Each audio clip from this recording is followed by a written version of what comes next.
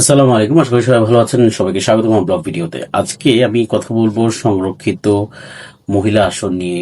যে সিলেকশনটা হয়েছে সেই সিলেকশন নিয়ে আমি আজকে কথাটা বলতে চাচ্ছি। আশা করি পুরো ভিডিওতে থাকবেন।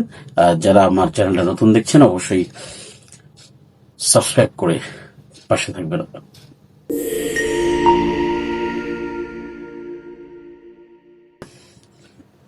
সংরক্ষিত মহিলা আসন বিষয়টা কি সেটা বুঝি, এবং বোঝার আগে কিছু বিষয় বলছি আপনাদেরকে।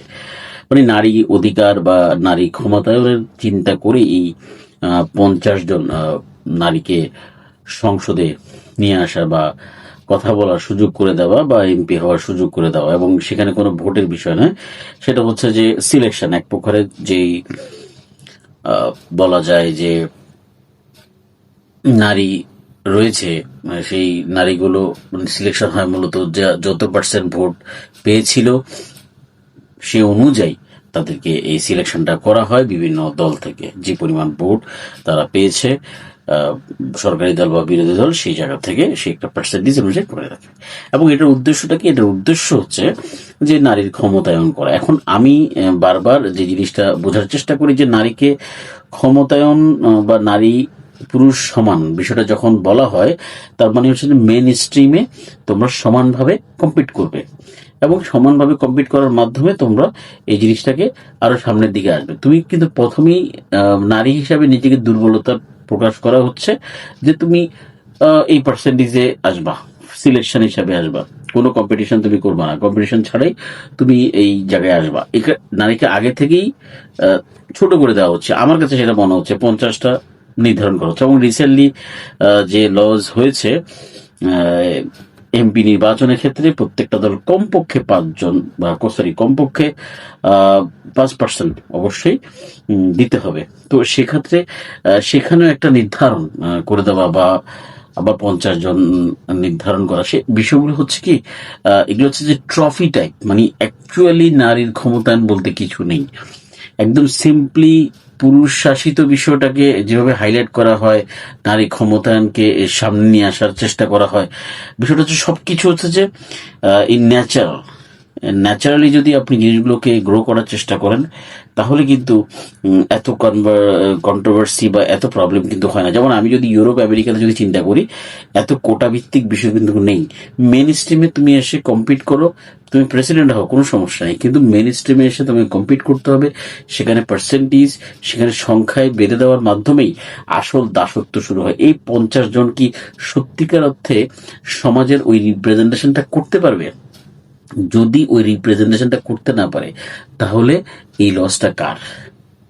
শুধু ট্রফি হিসাবে কিছু বেতন, কিছু অ্যাক্টিভিটিস দিয়েই আপনি কি ক্ষমতায়ন করবেন? এটা হচ্ছে যে এক ধরনের মেয়েদের সাথে বা নারীদের সাথে ধোঁকাবাজি। আপনাকে কিছু পার্সেন্টেজ, কিছু সংখ্যার মধ্যে আটকে রাখবে। এই যে ফ্যামিনিজমের যে বিষয়গুলো, ফ্যামিনিজমটাও কিন্তু এক ধরনের ধোঁকাবাজি। আপনাকে কয়েকটা বিষয় বোঝাবে যে এটা এটা কারণে, সম্পদ দিয়ে বোঝাবে আপনাকে, আপনাকে বোঝাবে যে এখানে আপনি পারিবারিকভাবে সমস্যায় পড়ছেন, পারিবারিকভাবে আপনি ন্যায্য অধিকার পাচ্ছেন না, এটা বলে আপনাকে একটা ভয়ের জায়গায় তৈরি করবে এবং আপনাকে অধিকার আদায়ের জন্য মাঠে নামিয়ে দিবে। কিন্তু সত্যিকার অর্থে আপনারা আপনাদের যে অধিকার বা আপনাদের যে জায়গা, সে জায়গায় কিন্তু কখনোই পাবেন না। কোন জায়গা? যে আপনারা মাতৃ হিসাবে, আপনারা বোন হিসাবে, আপনারা একজন শক্তিশালী নারী হিসাবে এবং কর্মজীবী নারী হিসাবে নিজের যে একটা আলাদা আইডেন্টিটি, সেই আইডেন্টিটি কখনোই পাবেন না যদি এই ধরনের সংখ্যা বা কোটার মধ্যে আটকে দেওয়া হয়। Simple, you have a qualification, you can come forward. আপনাকে আসতে হবে, সহজভাবে আসতে হবে, স্বাভাবিক নিয়মে আসতে হবে। সত্যিকার অর্থে যদি আপনি কিছু করতে চান, অবশ্যই অবশ্যই এই কাজটা আপনাকে করতে হবে।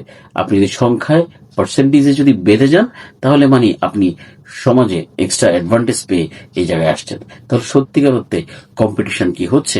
আমি যদি একটু সহজভাবে যদি চিন্তা করি, আপনি একটু দেখেন যে একটা কম্পিটিশন হচ্ছে, 10 জন লোক দৌড়াবে, দৌড় কম্পিটিশনে 10 জন লোক দৌড়াবে। এখন এই দৌড়ানোর ক্ষেত্রে যদি আমি দুজনকে এক্সট্রা কোনো বেনিফিট দিই, তাকে 100 মিটারের মধ্যে 20 মিটার আগে সামনে রেখে তাকে বললাম যে তুমি দৌড়াও, তাহলে এর মাধ্যমে কি তার অধিকার নিশ্চিত করা হয়?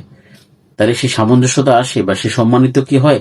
কারণ সে একটা প্রশ্নবিদ্ধক চিহ্ন রেখে যায়। তার জন্যই বলছি, আমরা যেভাবে চিন্তা করছি নারীকে এই ক্ষমতায়ন করার জন্য, সংসদে নিয়ে যাওয়ার জন্য, এই কাজগুলো করার জন্য যে ধরনের পার্সেন্টেজ উল্লেখ করছি, যে ধরনের সিলেকশন ভিত্তিতে 50 জনকে সংসদে নিচ্ছে, সত্যিকার হতে তাদের ভূমিকা খুবই ক্ষীণ। এখন আমি আসি, আমাদের দেশে 40 বছর নারী প্রধানমন্ত্রী এবং বিরোধী দলের নেত্রী ছিল, কিন্তু সত্যিকার অর্থে বাংলাদেশের যে উন্নয়ন সেটা কিন্তু হয়নি। একদম সেম জায়গায় থেকে পৃথিবীর অনেক দেশ অনেক দূর পর্যন্ত চলে গেছে সঠিক ব্যবস্থাপনার মাধ্যমে। 40 বছর বাংলাদেশে এই নারী ক্ষমতায়ন থাকার পরেও বা প্রধানমন্ত্রী বিরোধী দলের নেত্রী থাকার পরেও আমরা সেই লক্ষ্যে পৌঁছাতে পারিনি। তাহলে আমাদেরকে বুঝে নিতে হবে, দিস ইজ এনাফ। 40 বছর এনাফ টাইম আপনাদেরকে দেওয়া হয়েছে, আপনারা পারেন নাই। যেহেতু পারেন নাই, এবার একটু ঠান্ডা হন। এবার যেহেতু আরো 40 বছর পর অপেক্ষা করেন, 40 বছর পর আপনাদেরকে প্রধানমন্ত্রী হওয়ার আবার সুযোগ দেওয়া হবে। 40 বছর পুরুষরা ব্যর্থ হলে আবার 40 বছর পর আপনার দেওয়া হবে। এখন বিষয়টা হচ্ছে যে শুধুমাত্র ধোঁকাবাজি, সমাজের বিভিন্ন গেম প্ল্যানের মধ্যে দিয়ে যদি আপনি সমাজকে সাজাতে চান, তাহলে সমাজের কোনো উদ্দেশ্য হাসিল করতে চান, তাহলে সমাজ সুন্দর হবে না। আমি ইউরোপের বিষয়গুলো আমি কেন বলি, কারণ ইউরোপ আমেরিকার বিষয়গুলো হচ্ছে যে তারা এই ধরনের ফেকবাজি করে না। ক্লিয়ার মেসেজ, তুমি যতটুকু পারবা তুমি কমপ্লিট করে আসো।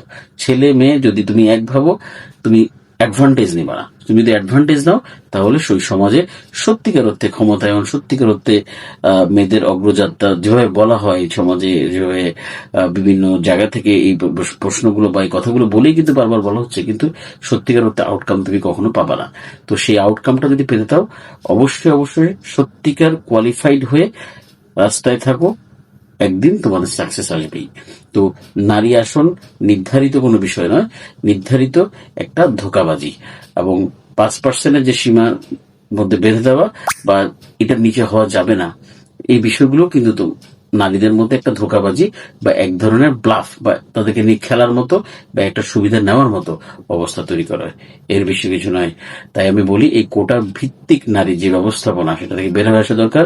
সত্যিকার অর্থে নারীরা জ্ঞানী গুণী যদি হয়ে থাকে, অবশ্যই তারা মেন স্ট্রিমে যুদ্ধ করবে এবং পুরুষদের সাথে যুদ্ধ করে এগিয়ে যাবে এবং এগিয়ে যাচ্ছেও, এ ব্যাপারে কোনো সন্দেহ নেই। তবে ধোকার মধ্যে নয়, এই ধরনের সুবিধা বা সমাজের এই ধরনের একটা বলা যায় যে ফ্যালাসি তৈরি করে দিয়ে রাজনীতিবিদরা সুবিধা নিয়ে যায় বারবারই। তাই আমি বলবো, এই ধরনের জটের মধ্যে আটকে, সংখ্যা এবং পার্সেন্টেজের মধ্যে আটকে রেখে নারী ক্ষমতায়ন সম্ভব নয়। নারী ক্ষমতায়ন কোনো প্রত্যক্ষ পরোক্ষ বিষয় নয়, এটা হচ্ছে একটা সিস্টেম, একটা বাই নেচার এগুলো হতে থাকবে। এটার জন্য খুব বেশি আলোচনার দরকার নেই, কারণ বাংলাদেশে নারী 50-50 এবং পড়াশোনার ক্ষেত্রে অনেকে এগিয়েছে। যে আসতে চায় তাকে আসতে দিন, আর যে আসতে চায় না তাকে জোর করবেন না। তাহলে হবে কি, সমাজে এক ধরনের ইমব্যালেন্স তৈরি হবে, আর সমাজের একটা শ্রেণী এই ইমব্যালেন্সটা ক্রিয়েট করছে এবং ক্যাচাল মানে কেওয়াস তৈরি করার চেষ্টা করছে সমাজে। এই কেওয়াসটা তৈরি করা যাবে না, তাহলে আমরা এগোতে পারবো। আমরা যদি ইউরোপ আমেরিকা থেকে শিক্ষা নিতে চাই, তারা কিন্তু যে যেভাবে আছে সেভাবেই তাকে করতে দেওয়া হচ্ছে, কোনো স্টাফ ফ্যাসিলিটিস দিয়ে নিয়ে আসছে না। তাহলে আমরা সেটা যদি চিন্তা করে থাকি, সেটা করি না কেন?